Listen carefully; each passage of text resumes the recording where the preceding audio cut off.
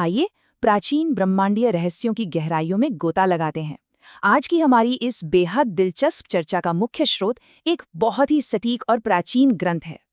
हमारा पूरा ध्यान आज सिर्फ और सिर्फ शिव पुराण के रुद्र संहिता के पहले खंड यानी सृष्टि खंड के 15वें अध्याय पर है, जो रुद्र के प्राकट्य का विस्तार से वर्णन करता है।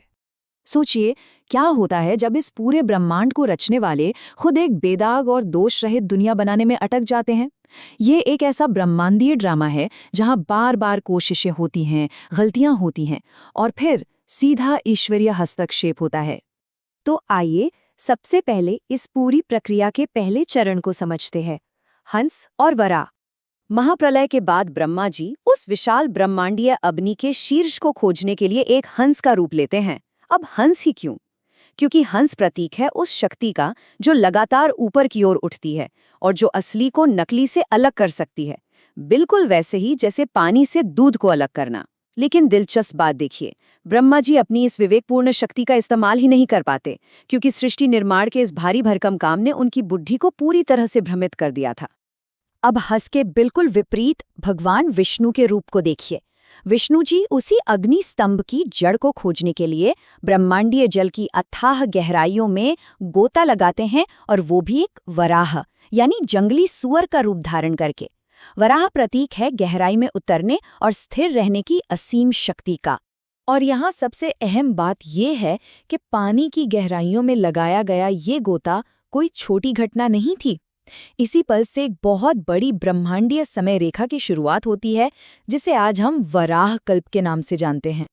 खैर, कल्प तो शुरू हो गया, लेकिन सबसे बड़ा सवाल ये है कि 24 तत्वों वाले इस बिल्कुल बेजान और निर्जीव ब्रह्मांड में गति और जीवन कैसे पैदा होता है?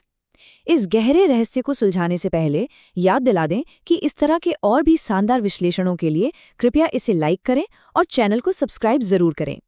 तो चलिए दूसरे चरण की ओर बढ़ते हैं, ब्रह्मांडीय अंडे को सक्रिय करना। होता यह है कि ब्रह्मा जी 24 अलग अलग तत्वों को मिलाकर एक विशाल ब्रह्मांडीय अंडा तैयार करते हैं। लेकिन एक दिक्कत थी। शुरुआत में ये अंडा पूरी तरह से अचेतन और बेजान है। इसमें किसी भी तरह की कोई चेतना, कोई हलचल नहीं है। इस बेजान अंडे में जान फूंकने के लिए भगवान विष्णु एक बेहद विशाल रूप में इसके अंदर प्रवेश करते हैं। एक ऐसा रूप जिसके 1000 सिर, 1000 आंखें और 1000 पैर हैं। वो हर जगह पृथ्वी को स्पर्श करते हैं और इसी स्पर्श से उस ब्रह्मांडीय अंडे में चेतना और जीवन का संचार होता है। यहाँ एक बात स्पष्ट करना बहुत जरूरी है। भले ही ये विशाल अंडा सभी 14 लोकों को अपने अंदर समेटे हुए हैं, लेकिन कैलाश और वैकुंठ के दिव्य लोक इस पूरी व्यवस्था से एकदम बाहर हैं। वो स्थायी रूप से अविनाशी हैं और इस ब्रह्मांडीय अंडे से पूरी तरह ऊपर स्थित हैं। ब्रह्मांड तो अब जाग चुका है, लेकिन इसे आबाद करना ब्रह्मा जी के लिए किसी सिरदर्द से कम नहीं था। आइए देखते हैं तीसरे चरण में 9 चरणीय सृष्टि।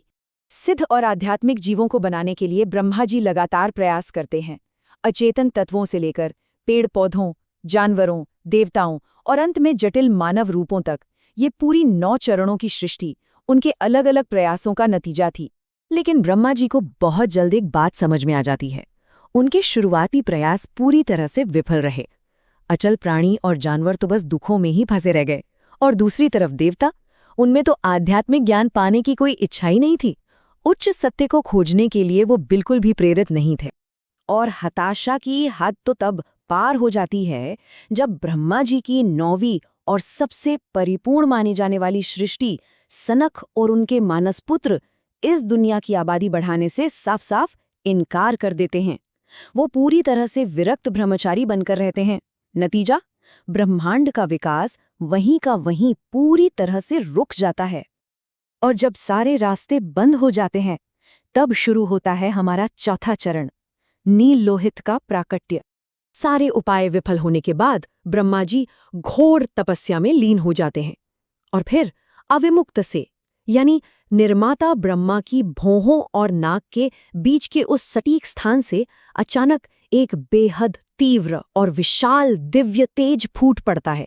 यहीं पर भगवान शिव प्रकट होते हैं।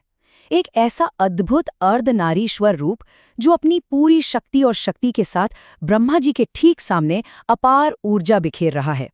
इस रूप को नील लोहित कहा गया है। नीला और लाल रंग धारण किए हुए शिव का ये आधा स्त्री और आधा पुरुष वाला रूप बेहद खास है। क्यों? क्योंकि नील लोहित इस ब्रह्मांड के हर तरह के भ्रम, मोह और पतन से पूरी तरह से मुक्त हैं। ब्रह्मा जी के उस त्रुटिपूर्ण और दुखों से भरे ब्लूप्रिंट को देखकर भगवान शिव साफ मना कर देते हैं। जन्म और मरण के इस अंतहीन चक्कर में फंसने वाले दयनीय नश्वर प्राणियों का ब्रह्मांड बनाने का विचार ही उन्हें पूरी तरह अस्वीकार था। इसके बजाय शिवजी क्या करते हैं? वे दुनिया को ऐसे अमर और दिव्य साधकों से भर देते हैं जिनमें पूर्ण बुद्धि और योग है। अनगिनत, पूरी तरह से परिपूर्ण रुद्र, जो हर तरह के दुखों से मुक्त हैं और जिनके पास परम ज्ञान है। एक तरह से वो ब्रह्मा जी को दिखाते हैं कि असल में एक सत्य और परिपूर्ण सृष्टि कैसी होनी चाहिए। लेकिन अब इस नश्वर ब्रह्मांड का चक्र तो चलाना ही था, तो मजबूरन ब्रह्मा जी को अपने ही शरीर को दो हिस्सों में बांटना पड़ता है, एक पुरुष और एक स्त्री। इस तरह मनु और शत्रुपा का निर्माण होता है और आखिरकार मानव इतिहास अपनी गति पकड़ता है। इस पूरी प्रक्रिया को देखने के बाद एक गहरा विचार मन में आता है। सोचिए, अगर सिर्फ एक ब्रह्मांड को जन्म देने के लिए इतनी सारी परेशानियों, गलतियों और इस स्तर के कष्टदायी प्रयासों से गुजरना पड़ता है, तो जब इस पूरे ब्रह्मांड के पूरी तरह से खत्म होने का, यानी इसके पूर्ण विघटन का समय आएगा, तब कौन सी अकल्पनीय और प्रचंड शक्तियां कार्यभार संभालती होंगी? है ना एक रोंगटे खड़े कर देने वाली बात? इस पर जरूर विचार कीजिएगा।